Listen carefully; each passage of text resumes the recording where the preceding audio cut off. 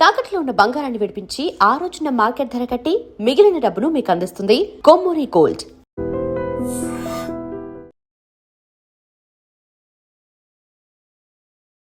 నమస్కారం, welcome to I dream. ధర్మ మార్గం విత్ విజిత కార్యక్రమానికి స్వాగతం.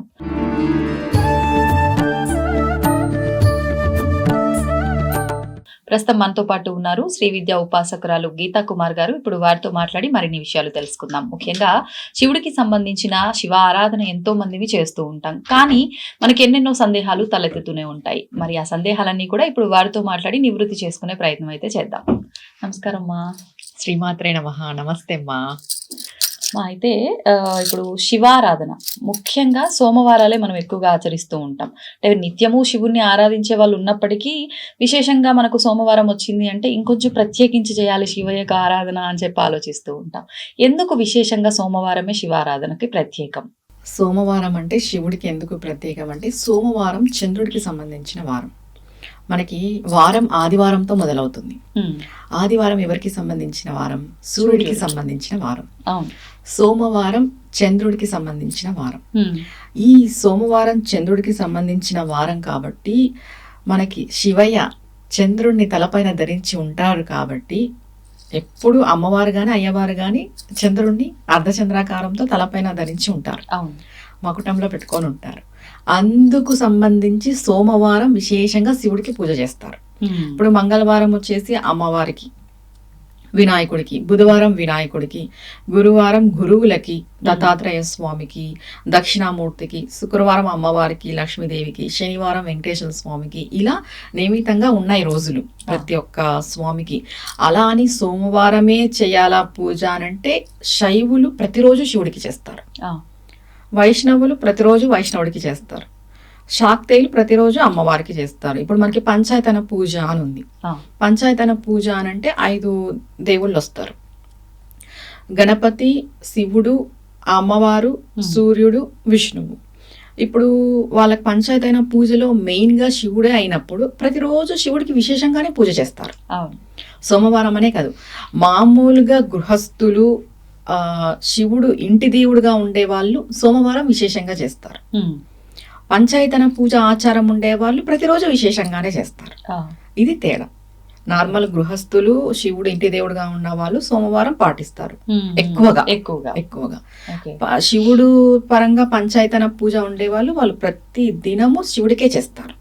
ప్రతిరోజు శివుడికే చేయాల్సిందే శివ పంచాయతనం వాళ్ళ ఇంటిలో ఉంటే. అంటే వాళ్ళ ఆచారంలో ఉంటే ఒక్కొక్కరికి ఒక్కొక్క పంచాయతనం ఉంటుంది. అలా కొంతమందికి విష్ణువు ఉంటాడు, కొంతమందికి సూర్య భగవానుడు ఉంటాడు, కొంతమందికి అంబిక ఉంటది, కొంతమందికి గణపతి ఉంటాడు. ఇలా శివుడు ఉన్న వాళ్ళు శివుడికి చేసుకుంటారు. ఈ పంచాయతన పూజ అనేది ఎవరైనా మొదలు పెట్టుకోవచ్చు. గురువు గారి నుండి తీసుకొని మనం ఎవరైనా, ఇప్పుడు నార్మల్ గృహస్థులుగా ఉన్నాము, మాకు ఏ పూజా నియమం అంటే పర్టికులర్ గా లేదు మా ఇంటికి అనేవాళ్ళు గురువు గారి దగ్గర ఈ పంచాయతన పూజను పట్టుకోవచ్చు. పంచాయతన పూజను పట్టుకొని మీకు ఇష్ట దైవము లేదా మీ ఇంటి దైవం ఎవరైనా ఉంటారు కదా. ఇప్పుడు వెంకటేశ్వర స్వామి అంటే విష్ణువు, విష్ణువుని మధ్యలో పెట్టుకొని పూజిస్తారు. అంటే ఆయనకి సింహాసనం వేసి పూజిస్తారు. మన దేవుడి రూమ్ లో పూజ చేస్తున్నాము అంటే ఖచ్చితంగా వీళ్ళు 5 ఉంటారు. ఈ 5 మన ఇంటి దైవం ఎవరో తెలుసుకొని వాళ్ళని మనము సింహాసనం పైన కూర్చోబెట్టి మెయిన్ గా పూజ చేస్తాం. ఇది ఒకటి. తర్వాత గురు పరంపరలో ఒక దేవతామూర్తులు వస్తారు, మన గురువులు ఇస్తారు మనకి. వాళ్ళని మనం వాళ్ళే డిసైడ్ చేస్తారు ఎవరు అనేది వాళ్ళు డిసైడ్ చేసి ఇస్తారు గురువులు. అప్పుడు మనం వాళ్ళని సింహాసనం వేసి మెయిన్ గా వాళ్ళే అని మనం కూర్చోబెట్టుకుంటాం. మా ఇంటికి ఒక్కరే దేవుడు, ఒకటే దేవత, అది ఎవరు అనేది మనం డిసైడ్ చేసుకోవాలి. ఒకవేళ ఇప్పటి వరకు మన ఇంటి దైవము శివుడు గాని విష్ణువు గాని ఉన్నారనుకోండి, ఇప్పుడు మధ్యలో మనం అలా గురువు దగ్గర నుంచి దీక్ష తీసుకుంటున్నప్పుడు గురువు వేరే ఇస్తే అప్పుడు గురువుదే ప్రయారిటీ. ఎందుకంటే మనకి గురువు అంటేనే సాక్షాత్ అమ్మవారి స్వరూపము. మనం ఒక గురువుని అనుసరించిపోతున్నాము అని అంటే ఆయన ఎలా చెప్తే అలా చేసుకోవాల్సిందే. ఇప్పుడు మీరు శివుడిని విష్ణుని పూజిస్తున్నారు, గురువు వచ్చి మీకు శాక్తేయం చెప్పారు, అమ్మవారిది చెప్పారు, అమ్మవారిది చేసుకోవాల్సిందే. అలానే వీళ్ళని చెయ్యకూడదు అని కాదు. పంచాయతన పూజలు అంటే వీళ్ళ 5 ఆరాధన ఉంటుంది డైలీ. మెయిన్ గా మనం ఏ మూర్తినైతే మధ్యలో పెట్టి చేసుకుంటామో, సింహాసనం పైన పెట్టి చేసుకుంటామో ఆ మూర్తి తనము అని అంటారు. అంటే పంచాయతనములో శివతనము, శాక్తేయతనము, విష్ణు పంచాయతనము ఇలా చెప్తా వస్తారు. అలా మనం మధ్యలో ఏ మూర్తిని పెట్టి పూజిస్తే ఆ మూర్తికి సంబంధించిన పంచాయతనం ఉంది వీళ్ళకి అని అర్థం. మరి ఇప్పుడు శివారాధన అంటే మిగతా అందరూ భగవంతుల కన్నా కూడా కొంచెం భిన్నమైన ఆరాధన అనే చెప్పాలి. అంటే విష్ణుమూర్తికి అయితే ఎక్కువగా అలంకారం చేయాలి, ఇప్పుడు ఇంకొక దేవుళ్ళకైతే ఇంకో రకంగా ఇలా ఉంటూ ఉంటుంది. కానీ శివుడి విషయానికి వచ్చేసరికి అభిషేక ప్రియుడు. మరి అభిషేకము ఒక్కటే కాదు, శివుడి రూపం కూడా భిన్నం. చిత్రపటాలకు మిగతా దేవుళ్ళకు విగ్రహాలకు చేస్తాం, కానీ శివుడి విషయానికి వచ్చేసరికి శివలింగం, రకరకాల శివలింగాలు. మళ్ళీ ఏ అసలు ఈ శివలింగం విషయంలో చాలా మందిలో సందేహాలు. అసలు ఆడవారు శివలింగానికి పూజించొచ్చా, ఆడవారు శివలింగాన్ని తాకొచ్చా? సాధారణంగా దేవుడి పైన పెట్టిన పువ్వులు అవి తీసుకొని పెట్టుకోవడం ఎక్కువగా అలవాటు స్త్రీలకి, కానీ శివుడిపై అలా తీసుకోకూడదు, అసలు శివలింగం ఇంట్లోనే పెట్టకూడదు, ఇలా రకరకాల సందేహాలు ఉంటాయి. దాని గురించి ఒకసారి వివరణ ఇవ్వండి. శివలింగం ఇంట్లో పెట్టుకోకూడదు అనేది అపోహ. అంటే శివలింగం లేని ఇల్లు శ్మశానంతో సమానము అంటారు. ఎందుకంటే సర్వాంతర్యామి, విశ్వానికి తల్లిదండ్రులు వాళ్ళిద్దరూ, తండ్రిని పెట్టుకోవద్దు ఇంట్లో అని ఎవ్వరూ చెప్పరు. కానీ పెట్టుకుంటే కొన్ని నియమాలు ఉంటాయి. మనం చిన్న శివలింగం పెట్టుకోవాలి, 3 అడుగులు అంతే, 3 ఇంచెస్, మన బొటన వేలంతా ఇలా పెట్టుకుంటారు. ఈ మీరన్నట్టుగా శివలింగానికి ఆడవాళ్ళు చెయ్యొచ్చా అంటే ఇంట్లో ఉన్న శివలింగానికి చెయ్యొచ్చు. మగవాళ్ళు కూడా మెయిన్గా మగవాళ్ళే చేయాలి. ఇప్పుడు మగవాళ్ళు చెయ్యలేని తక్షణంలో ఆడవాళ్ళు చేస్తారు. మనం చిన్నదిగా పెట్టుకుంటాం కాబట్టి, నార్మల్ది పెట్టుకుంటాం కాబట్టి చెయ్యొచ్చు. లేదు మనం పెద్దవిగా పెట్టుకున్నాము, మనకి గురు పరంపరలో శివలింగం వచ్చింది అని అంటే ఖచ్చితంగా పురుషులే చేయాలి. ఇప్పుడు కొన్ని దేవాలయాల్లో శివలింగాన్ని మనం తాకుతాము, కొన్ని దేవాలయాల్లో తాకడానికి లేదు. అవునా కదా? కానీ మన ఊర్లలో ఉన్న దేవాలయాల్లో ఏమైపోయిందంటే ఇప్పుడు అందరూ పోయి శివలింగాన్ని తాకుతారు. అది అంటే మీకు నచ్చకపోని అది తప్పు. ఏ దేవాలయాల్లో అయితే తాకచ్చు అని ఉంటే అది మాత్రమే తాకాలి. అన్నిటిని పోయి తాకడము. ఇంకొకటి ఇంకా చెప్పాలంటే ఇప్పుడు గుళ్ళకి వెళ్ళినా లూజ్ హెయిర్ వేసుకొని వెళ్ళి పోయి ఆ శివలింగం పైన తల పెట్టేసి తల ఆనిచ్చేసి దాన్ని పట్టుకొనేసి ఆ హెయిర్ అంతా శివలింగానికి తగిలేలాగా కూడా చేస్తున్నారు ఆడవాళ్ళు. నిజమా కదా? అది మహాపాపం, ఎక్కువైపోతుంది. అది పాపం వస్తుంది దానికి చెప్పాలంటే. ఎక్కడైతే వాళ్ళ అంటే మనకి దేవాలయాలు ఎప్పుడు ఆగమ శాస్త్రం ప్రకారం నడుస్తాయి. ఒక్కొక్క దేవాలయానికి ఒక్కొక్క ప్రధానమైన ఇది ఉంటుంది, రూల్. ఆ రూల్స్ ప్రకారమే మనం పాటించాలి. ఇప్పుడు మన ఊళ్ళల్లో ఉన్న దేవాలయాల్లో కూడా కొన్ని దేవాలయాల్లో ముట్టుకోవడానికి ఉండదు, కొన్ని దేవాలయాల్లోనే ఉంటుంది. కానీ ఇప్పుడు అన్ని దేవాలయాలను ముట్టుకోవడానికి ఇస్తున్నారు. చెప్పాలంటే ముట్టుకోకూడదనే చెప్పాలి. శివలింగము అంటే ఆయన ఒక లింగం, శివలింగం పరమేశ్వరుడు యొక్క. అంటే ఇప్పుడు శ్రీశైలంలో స్పర్శ దర్శనం ఉంది, అరుణాచలంలో లేదు. ఎందుకు లేదు? అక్కడ నియమాలు అలా ఉన్నాయి. నియమానుసారంగా ఉంటుంది ఏదైనా కూడా. ఇప్పుడు కొన్ని ఇది ముట్టుకోకూడదు అన్నప్పుడు నువ్వు వెళ్ళి నేను ముట్టుకుంటానంటే దోషమే కదా. అంతే, అది దోషం రాదని చెప్పడానికి లేదు. ఇంట్లో శివలింగం పెట్టుకొని పూజించి ఇప్పుడు నార్మల్ది పెట్టుకుంటాం ఇంట్లో. ఆడవాళ్ళకి శ్రేష్టమైనది అంటే పార్థివ లింగం, మట్టితో చేసిన లింగం, సైకత లింగం. ఈ మట్టితో చేసిన లింగాన్ని ఆడవాళ్ళు పూజిస్తే చాలా చాలా మంచిది. ఇంకా మిగతా ఇప్పుడు చాలా రకాలుగా వ్యాపారం కూడా వచ్చేసింది. అంటే మరకతలింగం పెట్టుకుంటే ఒకటని, స్ఫటికలింగం పెట్టుకుంటే ఒకటని, బాణలింగం పెట్టుకుంటే ఒకటని ఇలా అయిపోయింది. శివలింగం పెట్టుకోవాలి, శివుడికి మనం పూజ చేయాలి. ఇప్పుడు మరకతలింగం పెట్టుకుంటేనే మనకి ఐశ్వర్యం ఇస్తాడా శివుడు? స్ఫటికలింగం పెట్టుకుంటేనే జ్ఞానం ఇస్తాడా శివుడు? కానీ అలానే అంటున్నారు. అది పొరపాటు. ఇంకా నేను మొన్న రీసెంట్గా నేను విన్నాను, ఎవరో నాకు చెప్పారు, వాళ్ళకి ఎవరో చెప్పారంట, మా ఇంట్లో ఇట్లా శివలింగం ఉంది, అది నాకు నచ్చలేదు, నేను ఇంకొకటి కూడా తెప్పించుకోవడం జరిగింది. శివలింగం నచ్చలేదు అనడం ఏంటి? నాకు ఆట వస్తువు అనుకుంటున్నారా? నాకు అది నేను టెంపుల్స్లో అంటే నచ్చకపోతే నువ్వు టెంపుల్స్లో ఇచ్చేస్తావు, నచ్చింది నువ్వు పెట్టుకో, ఇలా ఎన్ని మారుస్తుంటావు? తప్పు. అది మార్చడం అనేది పొరపాటు. మీ ఇంట్లో శివలింగం ఉంది అంటే ఆ దాంట్లోనే ఎవరైనా సరే శివుడిని చూడాలి. నువ్వు స్ఫటికలింగంలో శివుడు ఉన్నాడు, ఇంకొక లింగంలో శివుడు లేడు, పంచలోహ లింగంలో శివుడు ఉన్నాడు, ఇంకొక లింగంలో శివుడు లేడు అంటే ఇంకా నీ భక్తి ఎక్కడి వరకు? అని నచ్చలేదు అంటే నీకెందుకు నచ్చాలి ఈ లింగం అనేది? ఆయన శివుడు, ఒక దేవతా స్వరూపంగా భావన చెయ్యట్లే అక్కడ. ఇప్పుడు నువ్వు షో పీస్ లాగా నువ్వు భావన చేస్తున్నట్టే కదా, ఇంకా అంతే తప్పు. అది మహాపాపం అలా అనుకోవడం.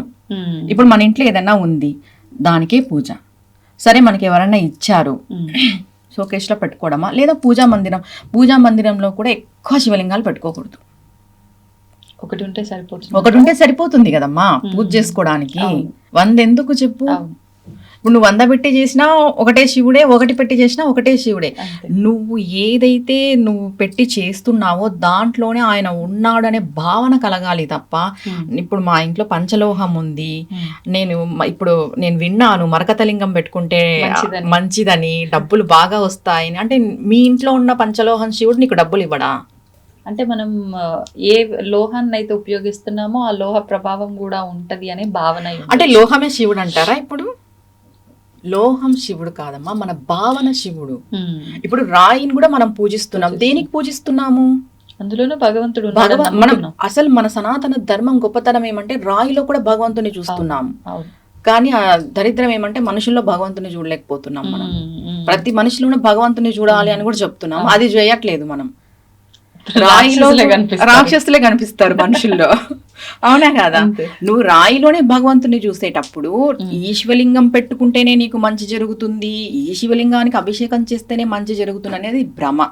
మీ ఇంట్లో అస్సలు శివలింగం లేదు, ఇప్పుడు ఏదో మరకత లింగాలు అవన్నీ వచ్చాయి కదా, మీకు ఏది నచ్చితే అది పెట్టుకోండి. కానీ శివలింగం ఉండి ఇది నాకు నచ్చలేదు, నేను దీన్ని మార్చేస్తాను, ఇప్పుడు ఇంకొకటి ఏదో పెట్టుకుంటే ఏదో జరుగుతుంది, ఇలాంటివి చెయ్యొద్దు. ఇప్పుడు ఒకవేళ మీరన్నట్లు మట్టితో చేసిన శివలింగం అయితే అన్నిటికన్నా శ్రేష్టం అన్నారు, ఆడవాళ్ళకి చాలా శ్రేష్టం. మరి ఇప్పుడు ఒకవేళ రోజు శివారాధన చేసే వాళ్ళు ఉన్నారు, ఏ రోజుకి ఆ రోజే చేసుకోవాలా, ఏ రకంగా?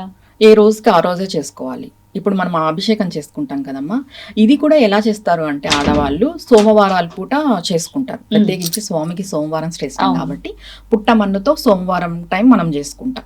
అండ్ నెక్స్ట్ కొంతమంది 40 రోజుల దీక్ష, 108 రోజుల దీక్ష పెట్టుకుంటారు. ఎందుకని ఈ దీక్ష? ఆడవారి ఏదైనా వాళ్ళ కామ్యం కొరకు లేదా శివానుగ్రహం కొరకు. శివానుగ్రహం కొరకు పుట్టమన్నుతో చేసిన మన అభిషేకం కానీ పూజ కానీ సత్వర ఫలితం ఇస్తుంది. ఎందుకంటే సాక్షాత్తు పార్వతీదేవినే ఆమె సైకతలింగం చేసింది, మట్టితో శివలింగాన్ని చేసింది. ఆమె శివుణ్ణి చేరుకోవడానికి ముందు తపస్సు చేసింది, కొన్ని సంవత్సరాలు తపస్సు చేసినప్పుడు ఆమె మట్టితో చేసిన శివలింగం పెట్టుకునే తపస్సు చేసింది. శివుడు పరీక్షిద్దాము అని గంగను వదిలాడంట. ఇప్పుడు అది ఇదే అయిపోతే, స్పాయిల్ అయిపోతే ఏం చేస్తుందో చూద్దాము అని. అప్పుడు ఆ టైంలో ఆమె వెళ్ళి ఇలా పట్టుకోనింది శివలింగాన్ని, ఆలింగనం చేసుకోనింది, హగ్ చేసుకోనింది. అంటే సాక్షాత్తు పార్వతీ అమ్మవారికే తప్పలేవు ఇలాంటివి పరీక్షలు. మనం ఎంత అంతే కదా, అవునా కదా? అంటే భక్తుడి ఓపిక ఎంత ఏంటి అనేది టెస్ట్ చేస్తాడేమో స్వామి ఇలా. ఖచ్చితంగా. అప్పుడు టెస్ట్ చేసినప్పుడు ఆమె వెళ్ళి ఇలా హత్తుకోనింది శివలింగాన్ని. సాక్షాత్తు పార్వతీ మాతనే సైకత లింగానికి పూజ చేసింది, మట్టి శివలింగానికి పూజ చేస్తుంది. ఆడవాళ్ళు పూజ చేసుకోవడానికి శ్రేష్టమైనది మట్టి శివలింగం. లేదా ఇంట్లో మీకు ఉంటుంది, చిన్నదిగా పెట్టుకోండి, పెద్దవి అవసరం లేదు. ఉన్నది మార్చద్దు. ఇంకొకటి పెట్టుకుంటే ఏదో అవుతుంది, ఏదో జరిగిపోతుంది అనడం మన భక్తి లోపం అని చెప్తా నేను. ఉన్న దాంట్లోనే పరమేశ్వరుని చూసుకోవాలి. ఎక్కడ లేడు ఆయన.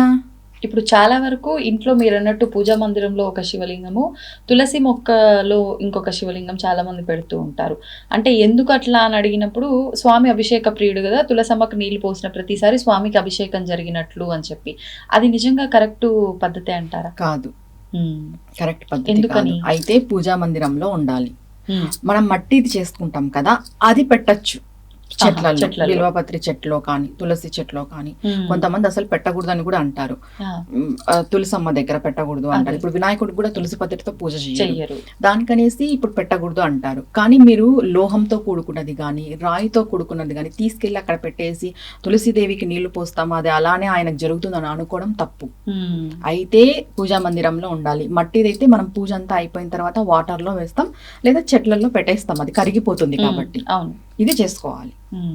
ఇప్పుడు నేను ఇందాకే అడిగినట్టుగా శివుడి పైన, శివలింగం పైన ఉన్న పూలని స్త్రీలు ధారణ చేస్తూ ఉంటారు, నిజంగా అలా పెట్టుకోవచ్చు అంటారా? శివుడి దగ్గర ఉండే ఏది కూడా మనం తీసుకోవడానికి అర్హత లేదు. ఒకవేళ తీసుకోవాలి అంటే పక్కన మనకి పానవట్టం పక్కన ఆ, ఉంటారు కదా స్వామిని, అక్కడ వీరభద్ర స్వామి, తర్వాత ఆయనకి చండీశ్వరుడు. చండీశ్వరుడు, వీళ్ళందరూ ఉంటారని చెప్తారు. ఉమ్, ఈ చండీశ్వర స్వామిని లేదా అక్కడ ఉన్న కాలభైరవ స్వామిని పర్మిషన్ తీసుకోవాలి అంటారు. ఉమ్, అక్కడ నుండే ఏదైనా నిర్మాల్యం తెచ్చుకోవాలి, టెంకాయ చిప్ప తెచ్చుకోవాలన్నా కూడా ఆయన పర్మిషన్ తీసుకుందే మనం తెచ్చుకోవడానికి లేదు. ఉమ్, ఎందుకు అనంటే ప్రతిదీ కూడా శివుడు ఆయనకి వరం ఇచ్చాడనమాట. అదే. నా నుండి వచ్చింది ఏదైనా నీకే, ఉమ్, నువ్వు ఆయనకు సమర్పణే. ఒకవేళ మనం శివుని దగ్గర నుండి తీసుకోవాలంటే ఆయన పర్మిషన్ తీసుకోవాలి. అందుకే గుళ్ళకి వెళ్ళినప్పుడు శివాలయం నుండి ఏం తెచ్చుకోరు హా, సామాన్యంగా. ఒకవేళ తెచ్చుకునే పరిస్థితి వస్తే ఆయనకి చెప్పుకొని ఒక మాట, స్వామి చండీశ్వర, స్వామి దగ్గర ఉండేది నేను తీసుకెళ్తున్నాను, ఉమ్, నువ్వు పర్మిషన్ తోనే నేను తీసుకెళ్తున్నాను, అనుగ్రహించు, కనికరించు, అంతే. కోపగించుకోవద్దు, ఇంకప్పుడు తప్పు లేదు. తప్పు లేదు. ఇప్పుడు చెప్పుకొని శివాలయం తెచ్చుకోవాలి. నుంచి విభూది కూడా తీసుకొచ్చుకోకూడదు అంటుంటారు. అంటే తడి విభూది కలిపి పెట్టేసి ఉంటారు, అలా తెచ్చుకోకూడదు అని చెప్పి నేను విన్నా. ఎక్కడో ఏ ఆలయంలోకి వెళ్ళినప్పుడు నేను తీసుకుంటుంటే ఒక ఆవిడ వచ్చి నాకు చెప్పింది, అట్లా తడి విభూది ఇంటికి తీసుకెళ్ళకూడదు, తండ్రి ఉన్న వాళ్ళైతే అసలే తీసుకెళ్ళకూడదు అని చెప్పి. ఇది నిజంగా ఉందా, ఎవరికి తోచినట్టు వాళ్ళు చెప్పడమే అంటారా? తడి విభూది తెచ్చుకోకూడదు అంటే అసలు తడి విభూది ఆల్మోస్ట్ ఎక్కడ పెట్టరు శివాలయంలో, ఉమ్, పొడిగా ఉండేదే పెడతారు. ఉమ్, అసలు తమిళనాడు సైడ్ లో ప్రసాదం అంతా విభూదినే, మరి ఉమ్, మామూలు ప్రసాదాలు పెట్టరు అక్కడ, హా, విభూదినే ప్రసాదంగా పెడతారు ఓ, అక్కడ టెంపుల్స్ లో అన్నిట్లోనూ. ఉమ్, మనం తెచ్చుకుంటాం కదా. ఇప్పుడు మామూలుగా అరుణాచలం వెళ్తాము, అవును. ఇంకా అరుణాచలం వెళ్ళేటప్పుడు గిరి ప్రదర్శన చేసేటప్పుడు మొత్తం 8 లింగాలు వస్తాయి కదా, అవును. 8 లింగాలలో దగ్గర నుండి కూడా విభూది కలెక్ట్ చేసుకొని తెచ్చి పెట్టుకుంటాము. ఓ, అలా తెచ్చుకోవాలా? తెచ్చుకుంటే మంచిది. ఆహాహా. మనకి ఏదైనా అనారోగ్యం చేసినప్పుడు, అది డైలీ ధరిస్తే చాలా మంచిది. అనారోగ్యం చేసినప్పుడు అది నోట్లో వేసుకున్నా, ఆ వాటర్ లో కలిపి తీసుకున్నా కూడా చాలా మంచిది. ఉమ్, ఎందుకంటే మెయిన్ గా అక్కడ అరుణాచల శివలింగం మెయిన్, చుట్టూ 8 లింగాలు వచ్చేసి ఆయన శక్తి స్వరూపాలే. ఉమ్, అందుకు మొత్తం 8 లింగాల నుండి కూడా విభూతి కలెక్ట్ చేసుకుంటారు. ఉమ్, చాలా మంది చేసుకుంటారు, ఇది ఉమ్, చేసుకొని ఇంటికి తెచ్చుకుంటారు. ఆహా. మళ్ళీ విభూతి తెచ్చుకోకూడదని ఎక్కడా లేదు, ఎందుకంటే సర్వం విశ్వం అంతా విభూతిమయమే. అవును, లాస్ట్ కి మిగిలేది బూడిదే బూడిదే కాబట్టి. అంతే. ఓకే. ఇప్పుడు చాలా వరకు ప్రతి ఒక్క మానవుడికి కూడా ఎన్నెన్నో దోషాలు అయితే ఖచ్చితంగా ఉంటాయి. కొన్నిసార్లు అవి చాలా క్లిష్టంగా ఉంటాయి, కొన్నిసార్లు మనకు తెలియకుండానే వాటిలోంచి బయటపడేస్తుంటాడు స్వామి. ముఖ్యంగా ఈ గ్రహాలన్నీ కూడా స్వామి ఆధీనంలో ఉంటాయి. స్వామిని కనుక మనం పట్టుకుంటే నిష్టగా ఆయన మీద నమ్మకంతో మనం ఏ దోషానికి పరిహారాలు చేసుకోవాల్సిన అవసరం లేదు, అవన్నీ ఆటోమేటిక్గా పరిహారం జరిగిపోతాయి అంటూ ఉంటారు. ఇది ఎంతవరకు వాస్తవం? ఇది నిజం, మీరు అడిగిన ప్రశ్న నిజం. ఎందుకంటే ఆ స్వామిని గాని, అమ్మని గాని, ఎవరినైనా గాని మనం సరెండర్ టు గాడ్ కంప్లీట్లీ, అంటే 1% కూడా డౌట్ లేకోకున్నట్టు విశ్వాసముతో మనం భగవంతుడికి సరెండర్ అయిపోతే, ఆయన పాదాలను పట్టుకొని ముందుకు వెళితే ఏ గ్రహాలు కూడా ఏమీ చెయ్యలేవు. శివుడి యొక్క ఆరాధనే కాదు, అమ్మవారి యొక్క ఆరాధన, విష్ణువు యొక్క ఆరాధన, కృష్ణుని యొక్క ఆరాధన, ఈ ఆరాధన క్రమం ఏమైపోతుంది అంటే మనకు పరీక్షలు ఉంటాయి. మనం వాటిని తట్టుకునే కెపాసిటీ, శక్తి భగవంతుడు మనకి ప్రసాదిస్తాడు. ఎప్పుడైతే భగవంతుడు ఒక కష్టాన్ని తట్టుకునే శక్తిని మనకి ఇస్తాడో, ఇంకా గ్రహాలు మనల్ని ఏం చేస్తాయి, జాతకాలు మనల్ని ఏం చేస్తాయి. జాతకాలు అనేటివి ఎలా అంటే క్వశ్చన్ చేస్తాయి చూడు, స్పీడ్ బ్రేకర్స్ లేకపోతే రెడ్ లైట్ లాంటివి అనమాట. ఎలా అక్కడ డేంజర్ ఉంది, జాగ్రత్త, అంతవరకే. అవి డేంజర్ని తీసేయలేవు. మనం ఏం చేస్తాము, అయ్యో జాతకాలు, గ్రహాలను ఇది చేస్తేనే మనము పూజిస్తేనే, నేను ఎవరు నమ్మకం అది, కానీ గ్రహాలను పూజిస్తేనే అవుతుంది అనుకోవడం ఇది కాదు. భగవంతుడు అనేవాడు ఏం చేస్తాడు, నీకున్న డేంజర్ని తగ్గిస్తాడు, నీకున్న కష్టాన్ని తగ్గిస్తాడు, నీకున్న కర్మని తగ్గించగలడు. ఆ సాక్షాత్తు పరమేశ్వరుడు పాము కుట్టాల్సిన చోట చీమని కరిపించే అతను ఆయన. అసలు ఆయన లేనిది ఏది జరగదు. ఈశ్వరుడు ఇవ్వలేనిదంటూ ఏం లేదు. బోలాశంకరుడు సులభుడు, ఆయన ఏదైనా కూడా ఇచ్చేసే అంత గొప్పవాడు. అలాంటి శివుణ్ణి మనం పట్టుకున్నప్పుడు ఈ గ్రహాలన్నీ మనల్ని ఏం చేస్తాయి, ఏమీ చెయ్యవు. కానీ ఇక్కడ ఏమైపోతుంది అంటే ఈ కలియుగంలో భక్తి లోపం ఎక్కువ అందరికి. కానీ అందరూ భక్తి, మేము చూపిస్తున్నది భక్తి అని భక్తి అని అనుకుంటున్నారు కానీ భక్తి లోపం చాలా ఉంది. ఎలా అంటే ఎవరికి వాళ్ళకి నమ్మకం లేదు. ఇప్పుడు ఈ రోజు శివుని ఆరాధన చేస్తారు, కొన్ని రోజులు శివ ఆరాధన చేస్తారు, మళ్ళీ వచ్చి ఇంకొకరు వచ్చి ఇలా అమ్మవారు ఇట్లా మేము ఇలా చేసిన తర్వాత మాకు ఇలా జరిగిందని ఇంకొకరు చెప్తే కనబట్టు అమ్మవారు. అంతే. ఇంకా కొన్ని రోజులు పోతే హరే కృష్ణ వాళ్ళు వచ్చేసి ఇట్లా కృష్ణుడు దాంట్లో ఇట్లా ఉంటుంది, మనశ్శాంతి ఉంటుంది, ఇలా పీస్ఫుల్ గా ఉంటుంది అంటే కన్వర్ట్ టు హరే కృష్ణ. అంటే అందరూ దేవుళ్ళే, కానీ అందరి దేవుళ్ళని ఒకటే పరమాత్మలోనే చూడాలి. ఆ స్థాయికి మన భక్తి రావాలి. ఎంతసేపు మనం మార్చుకుంటూ పోతే నువ్వు ఇక్కడే మార్చుకుంటూనే ఉండిపోతావు. దాన్ని దాటి ఎలా వెళ్ళగలవు? దాన్ని దాటి వెళ్తేనే కదా నిజమైన భక్తి అనేది. ఇప్పుడు మనం చేసే పూజ క్రతువులు, ఈ పంచ పూజ, షోడశోపచార పూజ, ఈ విగ్రహ ఆరాధన, శివలింగ ఆరాధన, ఇది అంతా మనల్ని క్రమశిక్షణ పెట్టడానికి మాత్రమే. దీనికి మించి పైన ఒకటి ఉంది. ఏమీ చెయ్యలేకపోయినా కూడా మానస పూజ అనేది ఒకటి ఉంటది. మనం మనసుతో చేసేది, ఎక్కడున్నా మనసుతో చేసుకునేది. ఆ స్థాయికి మనం వెళ్ళాలి. ఆ స్థాయికి మనం వెళ్ళడానికే ఈ క్రతువులన్నీ. అంటే కనీసం ఆ మనసుని దానిపై లగ్నం చేయడం కోసం ఈ ముందు అంతా కూడా ప్రాక్టికల్ ఎగ్జామ్స్ లాగా ఇది ఒక ప్రాక్టీస్ అనుకోవాలంతే. ఈ ప్రాక్టీస్ చేస్తూ పోతే నీ దగ్గర ఏ వస్తువులు లేవు, కానీ నువ్వు అమ్మగ్గాని అయ్యగ్గాని చేసేస్తావు పూజ. ఆ స్థాయికి నువ్వు రావాలి. ఎంతసేపు ఈ శివలింగాలు మార్చడంలోను, ఈ అభిషేకాల్లోను, ఈ పూలు పెట్టుకోవడాల్లోను, ఈ అలంకరణలోను, ఈ ప్రసాదాల్లోను ఇక్కడే ఆగిపోకూడదు భక్తి అనేది. దీన్ని దాటి వెళ్ళాలి. అవును, ఇంతకు ముందే మనం మాట్లాడుకున్నట్టు శివుణ్ణి ఆరాధిస్తే మనకు నిజంగా ఎటువంటివి కూడా మన దరికి చేరవు ఇబ్బందులు అని చెప్పి. అంటే ఎటువంటిది అని అంటే మృత్యుగండాలు కూడా తొలగిపోతాయా? ముఖ్యంగా మనకు మార్కండేయుడిది ఒక స్టోరీ కూడా మనం వింటాం పురాణాలను బట్టి. ఇక్కడ చూస్తే ఏమనిపిస్తుంది అంటే నిజంగా అంత భక్తితో ఇంకా నాకు శివుడు ఉన్నాడు, నాకేం అవ్వదు అని నమ్మాడు కాబట్టే శివుడు నిజంగా వచ్చి అడ్డుకున్నాడు కదా. మరి అందరి విషయంలో ఇలా వర్తిస్తుందా? ముఖ్యంగా ఇప్పుడు మనం ఉన్నది కలియుగంలో. ఈ కలియుగంలో భగవంతుడు నిజంగా ప్రత్యక్షం అవ్వటానికే సాధ్యపడదు అన్నప్పుడు ఇట్లా మృత్యువును కూడా ఆపగలుగుతాడా అనేది క్వశ్చన్. మన విశ్వాసంతో ఉంటే ఖచ్చితంగా ఆపగలుగుతాడు. ఎందుకు ఆపలేడు అనేది మనం క్వశ్చన్ చేసుకోకూడదు. ముందు యుగాలన్నిటికీ పెద్ద పెద్ద క్రతువులు ఉండేవి. హోమాలు చేయాలి, యజ్ఞాలు చేయాలి, దానాలు చేయాలి, భూదానం చేయాలి, గోదానం చేయాలి, ఇలాంటివి ఉండేది. కానీ ఒక కలియుగంలో నామము మాత్రమే పట్టుకున్నంత చేతనే మోక్షము లభిస్తుంది. ఎందుకు ఇంత సులభమైన మార్గం పెట్టినారు కలియుగంలో అని అంటే, కలి పురుషుడు యొక్క ప్రభావం వల్ల జనాలు ఎవరు కూడా ఈ ఆధ్యాత్మిక మార్గంలోకి రాలేరు. వచ్చినా ఆయన అడ్డుపడతాడు, వచ్చిన తత్వాన్ని తెలుసుకోలేరు, అంత జ్ఞానాన్ని సంపాదించుకోలేరు. రాను రాను కలి ప్రభావం వల్ల మనుషుల్లో విచక్షణ కోల్పోతారు. కాబట్టి ఒక్క నామాన్ని పట్టుకోండి అని చెప్పడం జరిగింది. ఎందుకు భగవంతుడు రాడు? మార్కండేయుడి కథ మనకు తెలుసు, ఇంకా ప్రహ్లాదుడి కథ మనకు తెలుసు. ఇంత నమ్మకంగా ఉన్నప్పుడు భగవంతుడు ఎందుకు రాడు? ఖచ్చితంగా వస్తాడు. రాడు అనుకోవడం మన తెలివి తక్కువతనం. ఇప్పుడు చాలా మంది ఒకటి ఆలోచించాలండి. పెద్ద పెద్ద కష్టాలు వచ్చింటాయి జీవితంలో, వాటిని మనం దాటేసి ముందుకు వచ్చింటాం. ఆ కష్టం ఎలా దాటినామో కూడా మనకు తెలీదు. అసలు ఒక్కొక్కసారి అనిపిస్తుంది అంత పెద్ద కష్టాన్ని నేనేనా దాటిండేది అని. నిజం మరి మనకే డౌట్ వస్తుంది, అంత పెద్ద కష్టాన్ని మనమేనా దాటిండేది అనేసి. అది ఎలా సాధ్యమవుతుంది? ఈశ్వరుడి చేత సాధ్యమవుతుంది. నేను ఒకటే చెప్తాను, శివాజ్ఞ లేనిదే చీమైన కుట్టదు అంటారు. పాము కరవాల్సిన చోట చీమను కరిపించి వదిలేసే అంత దయాపరుడు ఆ పరమాత్మ.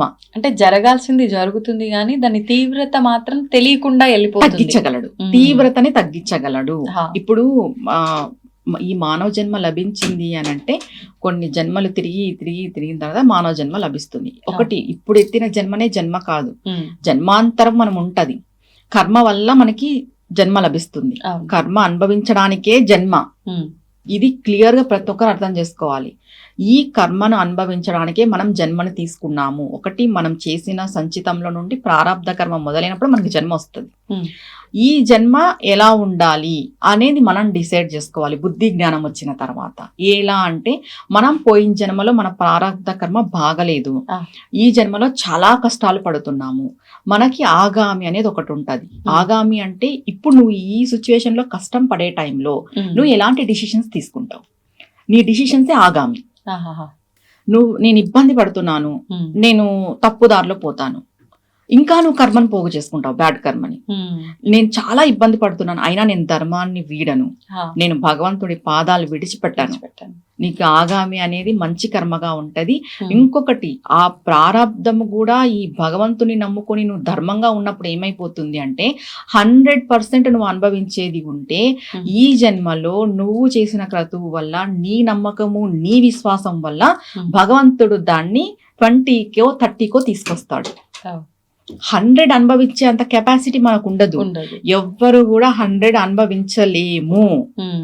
మనం ఇప్పుడు చేసే పూజ పుణ్యము దానము దాని వల్ల మనం చాలా తక్కువ కర్మ అనుభవిస్తున్నాము. ప్రతి ఒక్కరు గుర్తుపెట్టుకున్న విషయం ఏంటంటే మనకున్న కష్టమే పెద్ద కష్టము అనుకోవద్దు. నీకు ఇంకా పెద్ద కష్టం రావాల్సి ఉంది జీవితంలో, కానీ భగవంతుడి యొక్క అనుగ్రహంతో నువ్వు ఇంకా చాలా తక్కువ అనుభవిస్తున్నావు. Hmm. ఇది నాకు తక్కువే, భగవంతుడు ఏదో నేను ఇంకా చాలా పెద్దది అనుభవించేది ఉంది, ఉంది. కానీ ఆయన అనుగ్రహంతో నేను చాలా చిన్నగా ఇది అనుభవిస్తున్నాను. స్వామి దీన్ని కూడా తీసేయి, Hmm. దీన్ని తట్టుకునే కెపాసిటీ నాకు ఇవ్వు Hmm. అని మనం భగవంతుడిని వేడుకోవాలి. భగవంతుడు రాడు అనేది లేదు, పిలిస్తే ఖచ్చితంగా వస్తాడు. నువ్వు ఎంత నమ్మకంతో పిలుస్తున్నావు అనే దాన్ని బట్టి ఉంటుంది. Hmm. ఇప్పుడు ఎగ్జాంపుల్ ఎందుకు, మనము ద్రౌపది వస్త్రాభరణమే తీసుకుందాము. అవును. ఆమె ఫస్ట్ ఫైట్ చేసింది సభలో, తర్వాత సరెండర్ టు కృష్ణ. ఏం చేసింది, గోవిందా అంతా నీవే, నేను చేతులు ఎత్తేసాను, నాతో ఏం లేదు, నా చేతుల్లో ఏం లేదు. అవును. అది మనం కూడా ఎలా సరెండర్ టు ఫీట్, Ah. ఆయన పాదాలకు మనం సరెండర్ అయిపోవాలి.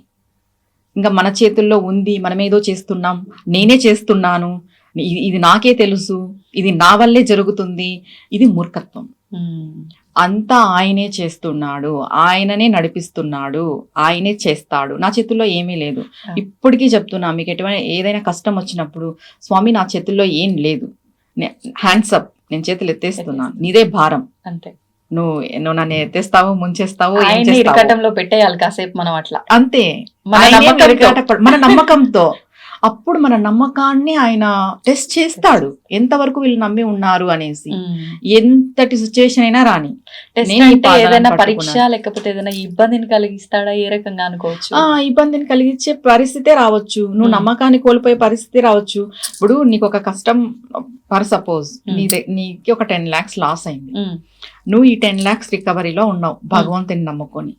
పూర్తిగా నమ్మకం పెట్టేసిన తర్వాత నీకు ఇంకొక 10 lakhs లాస్ అయితే నువ్వు ఏం ఫీల్ అవుతావు బేస్ట్, ఇంకా భగవంతుడు లేడు అని అనుకుంటారు అందరూ ఈ స్థితిలో. కదా? అంటే ఉన్న లాస్ ని ఇంకా భర్తీ చేయడం కాక మళ్ళీ లాస్ లాస్ ఎందుకు ఇచ్చారు నాకు? ఉన్నాడా నిజంగా భగవంతుడు కాదు, రాయ్ అంతే.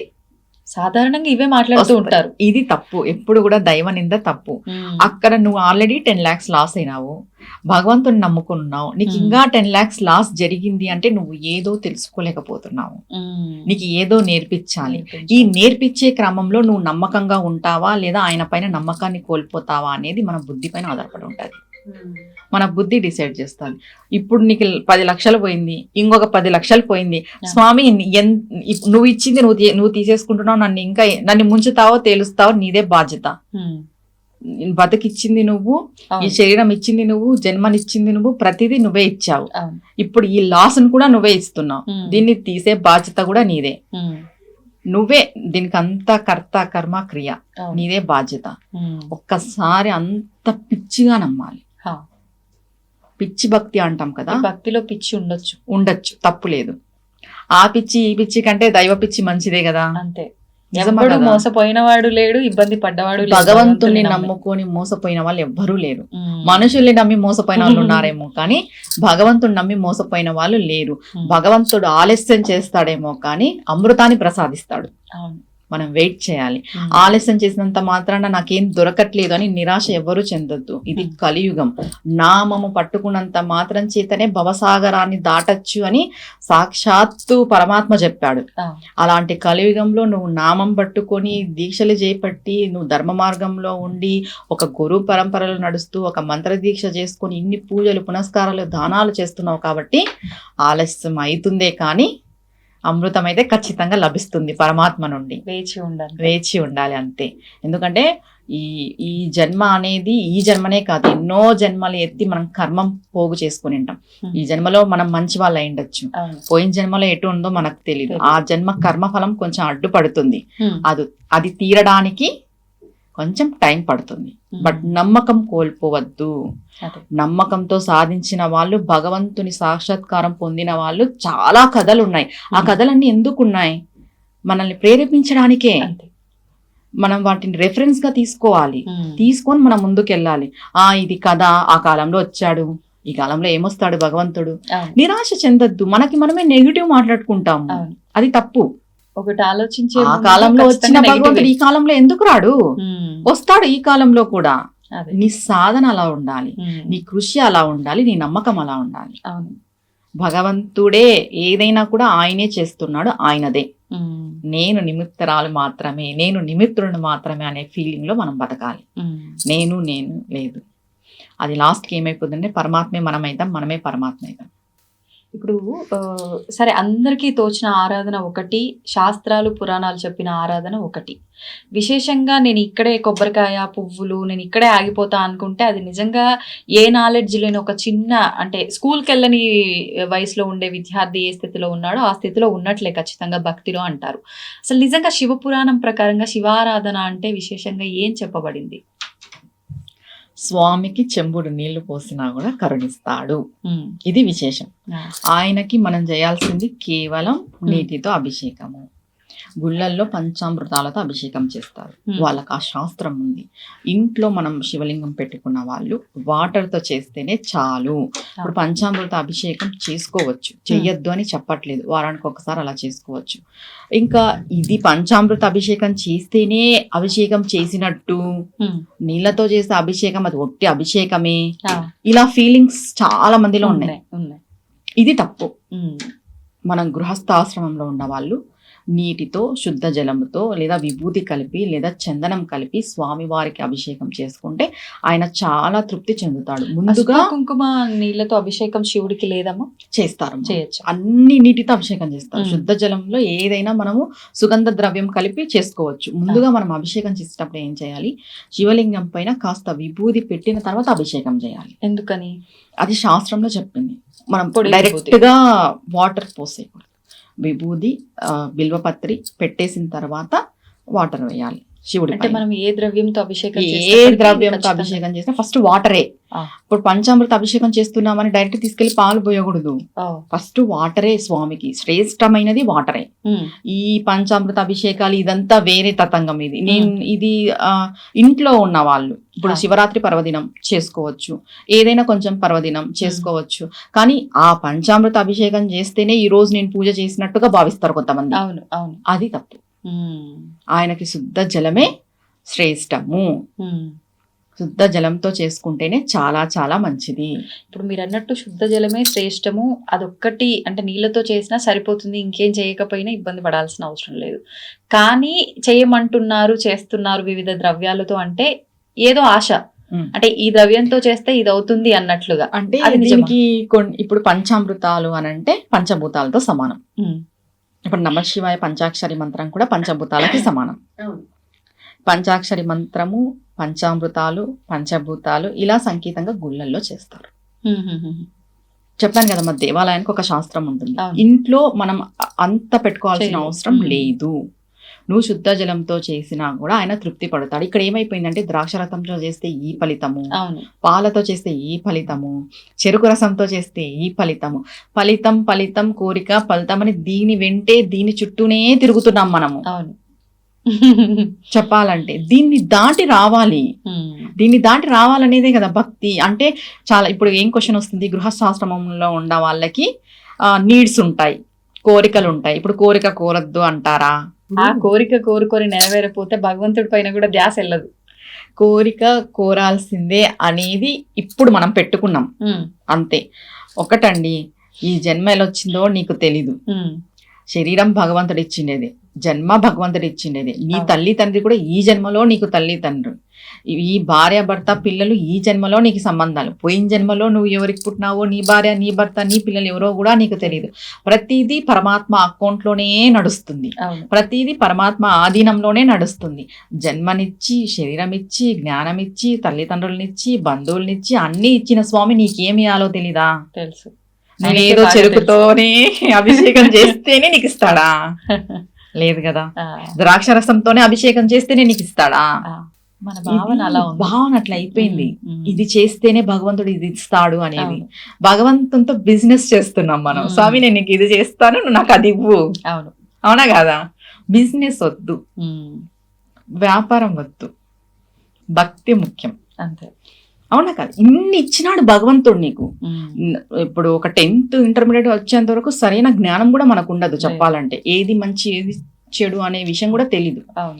ఇన్ని మనకి తెలియజేస్తూ మనల్ని కంటికి రెప్పలా కాపాడుకుంటూ వచ్చిన భగవంతుడు మన జీవితానికి ఏం కావాలో అదే ఇస్తాడు. నువ్వు చెరుకు రసంతో చేయి, ద్రాక్షరసంతో చేయి, బంగారు నీళ్ళని తెచ్చిపోయి వజ్రాలతో చేయి, వైడూర్యాలతో చేయి, నీ ఈ జన్మకి నీ కర్మకి ఏదైతే లభిస్తుందో అదే భగవంతుడు ఇస్తాడు. దీనికి ధర్మము, మంచి మనస్తత్వము, భక్తి, నమ్మకము, ఈర్ష, ద్వేషం లేనిది అవసరం. ఏ భగవంతుడికైనా ఇవన్నీ అవసరం లేదు. నువ్వు మనస్సుతో భగవంతుడు ఉన్నాడనే నమ్మకంతో ఒక నామం నువ్వు తరచూ నువ్వు నోట్లో అనుకున్నా సరిపోతుంది, బయటికే నువ్వు జపం చేయాల్సిన అవసరం లేదు అన్నారు. మరి నామమైనా మంత్రమైనా, ఇప్పుడు సరే నామానికంటే నియమాలు లేవు, ఎప్పుడైనా చేసుకోవచ్చు, ఎక్కడైనా చేసుకోవచ్చు అంటారు. మంత్రం విషయానికి వస్తే పంచాక్షరి మంత్రం, ఇందాక మీరు అన్నట్లుగా నమశివాయ. ఈ నమశివాయ మంత్రాన్ని కూడా అందరూ చేయడానికి వీల్లేదు. ఒకవేళ చేయాలి అనుకుంటే గురూపదేశం ఖచ్చితంగా ఉండాలి. ఒకవేళ నమశివాయకి ఓంకారాన్ని జత చేసి ఓం నమశివాయ అనాలంటే ఇంకా ఖచ్చితంగా నియమాలు పాటించాల్సిందే, చాలా కఠినంగా చేయాల్సిందే. ఇలా రకరకాలుగా చెప్తూ ఉంటారు. నిజంగా పంచాక్షరి మంత్రానికి నియమాలు అవసరమా, గురూపదేశం అవసరమా, ఎలా? పంచాక్షరి మంత్రం సృష్టి మొదలైనప్పటి నుండి మొదలైంది మా. పంచాక్షరి మంత్రం ఎవరైనా చేయొచ్చు. ఒకవేళ మీకు గురువు, ఇంటి గురువు ఉంటే ఆయనతో తీసుకొనైనా చేయొచ్చు. లేదు మీకు ఏ గురువు లేరు, దక్షిణామూర్తిని గురువుగా భావించి, ఆయన లోకానికి గురువు భావించి నమశివాయ మంత్రాన్ని మనం చెయ్యొచ్చు. ఎప్పుడైతే మనం ప్రణవంతో చెయ్యాలి అనుకుంటామో అప్పుడు గురువు అవసరం. ప్రణవంతో కానీ బీజాక్షరాలతో కానీ భావన చేసి గురువుగా తీసుకోకూడదు, ప్రత్యక్ష గురువు అవసరం. ప్రణవంతో చేయాలనుకున్నప్పుడు ప్రత్యక్ష గురువు అవసరం. బీజాక్షరాలు కలుపుకొని చేయాలి పంచాక్షరి మంత్రం అన్నప్పుడు గురువు అవసరం. పంచాక్షరి మంత్రానికి మించిన మంత్రం ఏది లేదు. ప్రణవము మనకి అవసరం లేదు, బీజాక్షరాలు అవసరం లేదు. కేవలం పంచాక్షరి నమశివాయ అనే మంత్రాన్ని మనము నిత్యము పఠిస్తూ స్మరిస్తూ ఉంటే పంచభూతాలు మన ఆధీనంలో ఉంటాయి. పంచభూతాలు మనకి సహకరిస్తాయి. పంచభూతాలకు సంబంధించిందేదే ఈ పంచాక్షరి మంత్రం. పంచభూతాలకి మనం ఒక ఆరాధన, కృతజ్ఞత తెలుపుకున్నట్టే పంచభూత తత్వంతో ఉన్న భగవంతుడికి, ఈశ్వరుడు కూడా పంచభూతాలకి సంబంధించి లింగాలు ఉన్నాయి మనకి. ఆ పంచభూతాలకి సంబంధించిన లింగాల యొక్క ఆశీర్వాదం మనకి లభిస్తుంది ఈ యొక్క పంచాక్షరి చేయడం వల్ల. పంచాక్షరికి ఎటువంటి నియమం లేదు, ఎల్ల వేళలా నువ్వు స్మరించవచ్చు. నువ్వు ఓంకారం గాని ఇట్లా ఉంటే అది వేరే నియమం అయిపోతుంది. దీనికి ఎటువంటి నియమం లేదు, అందరూ స్మరించవచ్చు. ఆడవాళ్ళు స్మరించవచ్చు, మగవాళ్ళు స్మరించవచ్చు, ఏ టైంలో అయినా నువ్వు చదవచ్చు, అనుకోవచ్చు, చాంటింగ్ చెయ్యొచ్చు. ఎందుకంటే ఇది సృష్టి మొదలైనప్పుడే మొదలైంది. భగవంతుణ్ణి చేరుకోవడానికి భక్తి ప్రధానం తప్ప ఈ డౌట్స్, ఈ క్వశ్చన్ అంటే ఇప్పుడు నేను చెప్పాను ప్రణవంతో చేయాలి అంటే గురువు కావాలి అంటే, ఇక్కడ ఏమైపోతుందంటే అంటే ప్రణవంతో చేస్తే ఏమైనా ఎక్కువ శక్తి వస్తుందేమో, ఉత్త నమశివాయ చేస్తే రాదేమో, ఈ డౌట్ వద్దు. నమశివాయే అసలైన మంత్రం. మనం దానికి ఇవి కలుపుతున్నాం. మూలం అదే, సృష్టికి మూలం అదే. నమశివాయ అనే నామమే సృష్టికి మూలం. అలాంటి మంత్రాన్ని చేసేటప్పుడు ఇంక ఎటువంటి డౌట్ అవసరం లేదు. ఇది కలిపి చేయాలా, అది కలిపి చేయాలా, అది కలిపి చేస్తే ఇంకా ఎక్కువ ఫలితం వస్తుందేమో. మనం చేసే ఏ నామమైనా కూడా మనకి ఫలితాన్ని ఇస్తుంది, నమ్మకంతో చేయాలి. సరే, ఇప్పుడు ప్రతి అమ్మవారికి కానీ స్వామికి కానీ ఒక్కొక్క విశేషమైన రోజు, అమ్మవారికి అంటే నవరాత్రులు అని, ఇప్పుడు స్వామికి విష్ణుమూర్తికి ఎక్కువ ఏకాదశి పూజలు చేస్తూ ఉంటాము. శివుడికి సంబంధించి సోమవారాలు వారాల పరంగా చేసినప్పటికీ విశేషంగా జరుపుకునే ఒక రోజు ఏదైనా ఉందా అంటే మహాశివరాత్రి. ప్రతి మాసంలోనూ మనకు శివరాత్రి వస్తుంది, కానీ ఏడాదికి ఒక్కసారి వచ్చేది మహాశివరాత్రి. ఇంకొక మాట కూడా చెప్తూ ఉంటారు పెద్దలు, జన్మకో శివరాత్రి అని చెప్పి. అసలు ఎందుకని ఈ మహాశివరాత్రి పర్వదినాన్ని మనం ఎందుకు జరుపుకుంటున్నాము, శివుడికి సంబంధించిన ఒక ప్రత్యేకమైన రోజుగా? అసలు ఇప్పుడు మనం ఆచరిస్తున్న ఈ శివరాత్రి విధానం అంతా కూడా నిజంగా ఎంతవరకు కరెక్ట్గా ఆచరిస్తున్నాము, ఎలా ఆచరించవచ్చు? జన్మానికి ఒక శివరాత్రి అనేది ఎలా వచ్చింది అని అంటే, ఈ జన్మ తీసుకున్నాం, మనం మానవులుగా ఉన్నాం. నెక్స్ట్ మనకి జన్మ ఉంటుందో లేదో కూడా తెలీదు. ఇదే మనకు ఆఖరి జన్మ అయిండొచ్చు. 7 జన్మలు ఉంటాయి, ఇదే ఆఖరి జన్మ అయిండొచ్చు. తర్వాత మనం పుడతామో కూడా లేదా తెలియదు. అందుకు జన్మానికి ఒక్క శివరాత్రి అనేది వచ్చింది. అంటే ఈ జన్మలో నువ్వు శివరాత్రి పర్వదినాన్ని ఉపయోగించుకో, ఎంత వీలైతే అంత శివానుగ్రహానికి నువ్వు నోచుకో అని చెప్పడానికి జన్మానికి ఒక శివరాత్రి. ఎందుకంటావా, 84 లక్షల జీవరాశులలో దేనికి దైవారాధన చేసే అర్హత లేదు. అవును. నోట మాట రాదు, చేతులు. ఒక్క మానవుడికి మాత్రమే వాక్ ఉంది, మానవుడు మాత్రమే జ్ఞానంతో ఉన్నాడు, మానవుడు మాత్రమే అన్ని క్రతువులు చేయగలడు. అలాంటి జన్మ నువ్వు తీసుకున్న తర్వాత ఈ శివరాత్రి పర్వదినాన్ని ఉపయోగించుకోకున్నట్టు ఉంటే నీ జన్మ వ్యర్థము. అన్ని పండుగలు ఒక ఎత్తు, శివరాత్రి ఒక ఎత్తు. అంటే అన్ని పండుగలు తక్కువ అని నేను చెప్పట్లేదు, కానీ శివరాత్రి దానికంటే గొప్పది అని చెప్తున్నాను. అది ఒక్కరోజే కావచ్చు, ఒక్కరోజైనా జన్మానికి ఒక శివరాత్రి అన్నారంటే అంత మాట ఎందుకు వచ్చింది, అంత గొప్ప పదం వాడినారంటేనే మనం తెలుసుకోవాలి. ఈ జన్మకి ఈ శివరాత్రి, ఇప్పుడు వచ్చే సంవత్సరం మనకు జ్ఞానం వచ్చిన తర్వాత ప్రతి సంవత్సరము శివరాత్రి పర్వదినాన్ని మనం ఉపయోగించుకోవాలి. వదులుకోకూడదు, వదులుకునే ప్రసక్తే మనం పెట్టుకోకూడదు. ఒక హిందూ అయి ఉన్న తర్వాత నువ్వు సనాతన ధర్మాన్ని పాటించే వాళ్ళు ఎవరైనా సరే శివరాత్రిని మిస్ చేసుకోరు. అంటే వయసు పరిమితి ఏమైనా ఉందా? ప్రతి ఒక్క మానవాళి ఉపయోగించుకోవాల్సిందే. ప్రతి ఒక్క మానవాళి ఉపయోగించుకోవాలి. ఇప్పుడు హెల్త్ పర్పస్ వయసు అయిన వాళ్ళు, వాళ్ళకు కొన్ని నియమాలు వేరు, చిన్న పిల్లలు వాళ్ళకు కొన్ని నియమాలు వేరు. నీకు బుద్ధి, జ్ఞానము, వయస్సు ప్లస్ ఆరోగ్యము అన్నీ ఉన్నాయి. నువ్వు ఉపయోగించుకోకున్నట్టున్నావు అంటే నీ జన్మ వ్యర్థము. అస్సలు వ్యర్థం అంటే వ్యర్థం. ఉపయోగించుకోవడం అంటే ఏంటి? ఉపయోగించుకోవడము అంటే ఇప్పుడు శివరాత్రి ఎందుకు అంత విశేషమైనది, మనకి మాస శివరాత్రులు ఉన్నాయి. మాస శివరాత్రుల కంటే మహాశివరాత్రి. మహాశివరాత్రి అంటే గొప్పది, విలువైనది, విశేషమైనది, ప్రత్యేకమైనది. మనం మహా అనే వర్డ్ యూజ్ చేస్తున్నాము అంటేనే అది చాలా గొప్పది, దానికి ఒక ప్రత్యేకత ఉంది అనే విషయం చెప్తున్నారు పేరులోనే. అందుకు మహాశివరాత్రి.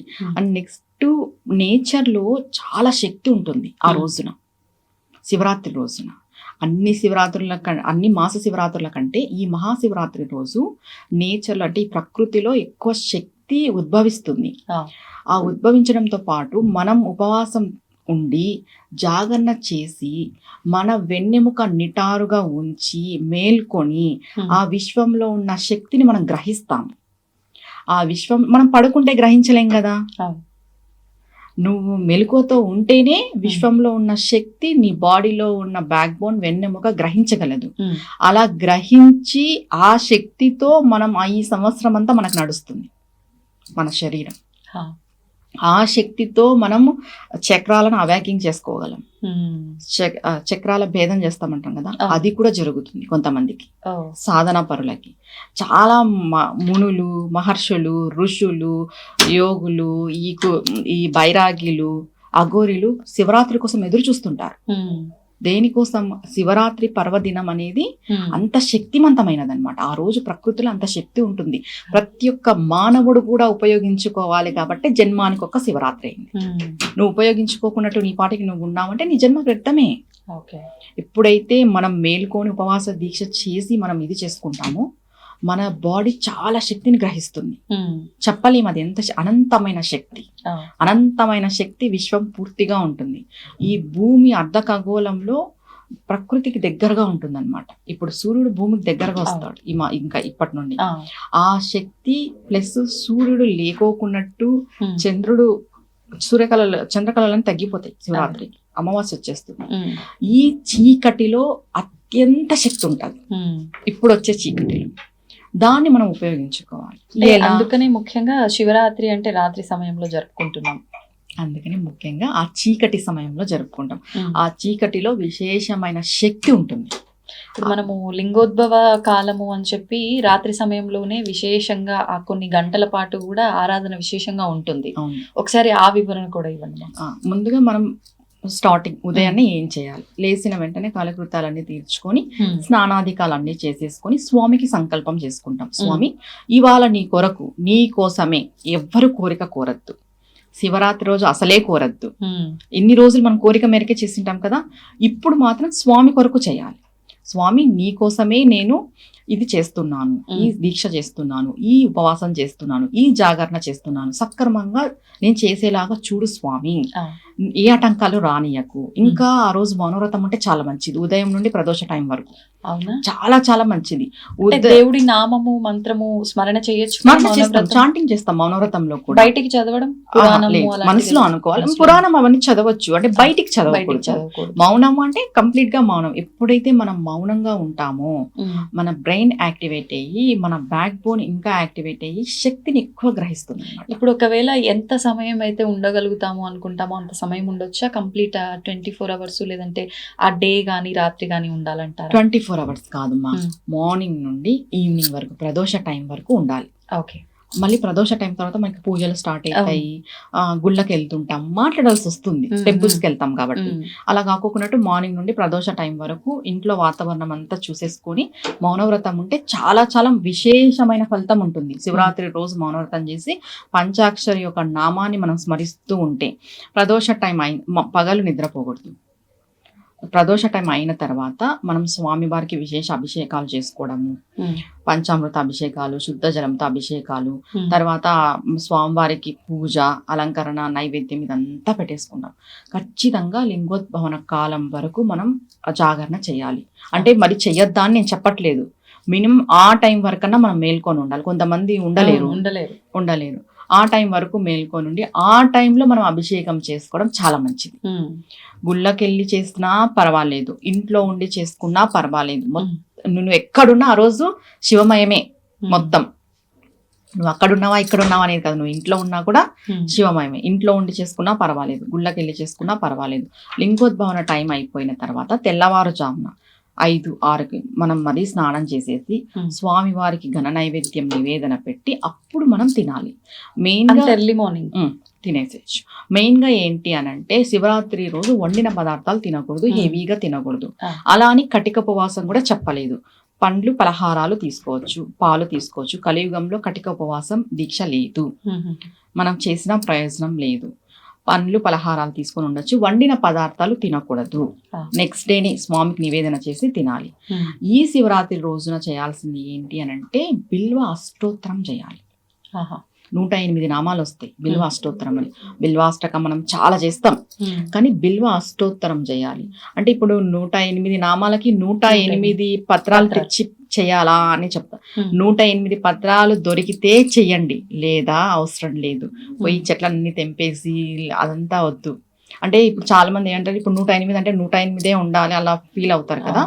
మీకు దొరకలేదు, మీకు 1-2 దొరికినాయి, మీరు చేతిలో దాన్ని పట్టుకొని 108 సార్లు బిల్వాష్టోత్తరం చేసి అంతా అయిపోయిన తర్వాత శివుడికి సమర్పించండి. ఎన్ని ఉంటే అని పక్కన పెట్టుకోండి. 108 మీకు దొరికితే పర్వాలేదు, దొరకలేదా ఎవరు ఏం ఫీల్ అవ్వద్దు. అంటే అవి ఖచ్చితంగా అన్నే ఉండాలనేది ఏం లేదు. ఎన్ని దొరికితే అన్ని, ఎంత వీలైతే అంత. ఆ రోజు మనం అబద్ధాలు చెప్పకూడదు, ఎవరితో గొడవ పడకూడదు, దుర్భాషలు ఆడకూడదు, మంచిగా ఉండాలి. మెయిన్ ఇవి. నువ్వు మౌనవ్రతం చేయి, దీక్ష చేయి, ఉపవాసం చేయి, జాగరణ చేయి, ఇవేవి నీలో లేకపోతే నీ పూజ వ్యర్థము. మనసంతా శివుడి పైనే పెట్టాలి, ఆయన పైన ఆయన్నే ధ్యానించాలి. ఆయన ఇవ్వలేనిదంటూ ఏదీ లేదు, భోలాశంకరుడు. ఇలా మనం పర్టికులర్గా ఇవన్నీ పాటిస్తూ ఈ శివరాత్రి పర్వదినాన్ని జరుపుకోవడం వల్ల సాక్షాత్ ఆ పరమేశ్వరుడు యొక్క అనుగ్రహం ప్రతి ఒక్కరికి కలుగుతుంది. సంతోషమ్మా, చాలా చక్కగా వివరించారు శివుడి గురించి, శివ ఆరాధన గురించి, ముఖ్యంగా మహాశివరాత్రి పూజా విధానం గురించి అంతా కూడా. ధన్యవాదాలు. నమస్తే అమ్మా. తవ్వుతూనే శివలింగం. సరే దాన్ని అట్లా కప్పేసేయండి, చూపించదండి. Krishna is there. మూర్తి పూజ కాదు, సాక్షాత్ బ్రజేంద్ర నందన భగవాన్ ఉన్నారు మూర్తిలో. ఏమీ ఆశించకుండా ఆరాధించే వాళ్ళు కూడా ఉన్నారా ప్రభుజీ? నిజమైన భక్తి అంటే మనకు తెలియదు కాబట్టి. And for more videos, please subscribe to iDream. Please subscribe to iDream. Please subscribe iDream. And please subscribe to iDream. For more videos, subscribe to iDream.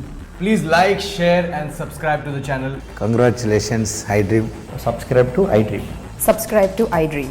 So subscribe to iDream Media. iDream ki iDream team andarki huge congratulations. Please subscribe iDream Media. Please subscribe to iDream. Subscribe iDream. Please subscribe to iDream. I dream అంటే నా కళల ఛానల్ను subscribe చేసుకున్న నోరు తిరుగుతలేదు. మీరైతే గంట గుర్తు కొట్టండి. For more such videos, please subscribe to iDream.